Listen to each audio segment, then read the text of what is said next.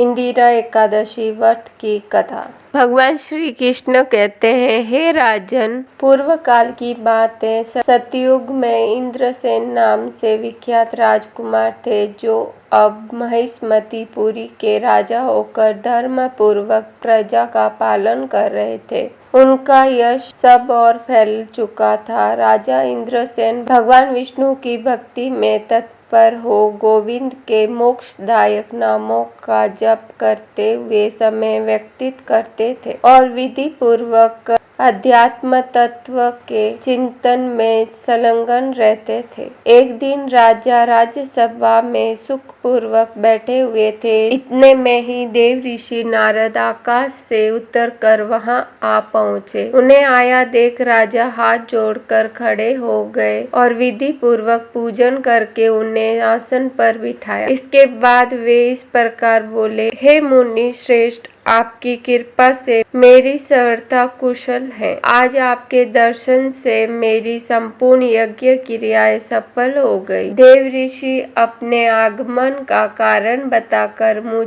पर कृपा करें। नारद जी ने कहा, नरप श्रेष्ठ, सुनो, मेरी बात तुम्हें आश्चर्य में डालने वाली है। मैं ब्रह्मलोक से यमलोक में आया था। वहाँ एक श्रेष्ठ आसन पर बैठा और यमराज ने मेरी भक्ति पूर्वक पूजा की। उस समय यमराज की सभा में मैंने तुम्हारे पिताजी को देखा था। वे व्रत भंग के दोष से वहाँ आए थे। राजन, उन्होंने तुमसे कहने के लिए एक संदेश दिया है, उसे सुनो। उन्होंने कहा है, बेटा, मुझे इंदिरा एकादशी के व्रत का पुण्य देकर स्वर्ग में भेजो। उनका यह संदेश लेकर मैं तुम्हारे पास आया हूँ। राजन, अपने पिता को स्वर्ग लोक की प्राप्ति कराने के लिए इंदिरा एकादशी का व्रत करो। राजा ने पूछा, भगवान, कृपा करके इंदिरा का व्रत बताइए। किस पक्ष में आता है, किस तिथि को और किस विधि से इसका व्रत करना चाहिए? राजेंद्र, सुनो, मैं तुम्हें इस व्रता कुशल व्रत की शुभ